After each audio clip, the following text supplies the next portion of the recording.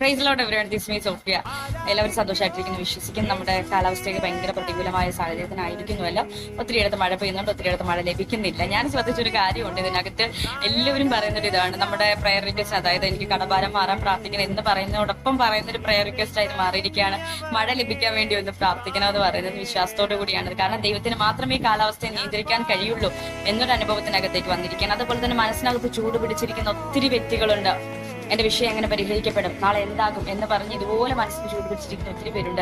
നിങ്ങളുടെ പ്രാണനെ തണുപ്പിക്കാൻ, നിങ്ങളുടെ മനസ്സിനെ തണുപ്പിക്കാൻ ഈ ലോകത്തിലെ മഴ പറ്റത്തില്ല.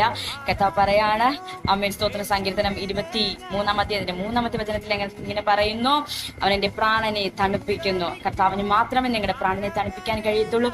ആ തരത്തിലുള്ള ചില ദൈവപ്രവൃത്തികൾ നിങ്ങളുടെ ജീവിതത്തിനകത്ത് ഈ ദിവസങ്ങൾ തന്നെ വെളിപ്പെടും. അവൻ നിങ്ങളുടെ ജീവിതത്തിനകത്ത് കോടതി അല്ലെങ്കിൽ കേസ് പരമായ വിഷയങ്ങൾക്കൊക്കെ തങ്ങളുടെ വിടുതൽ വരാൻ പോവാണെന്ന് പരിശുദ്ധാത്മാവ് നിങ്ങളോട് ഇന്ന് പകൽക്കാലം ഓർമ്മിപ്പിക്കുക.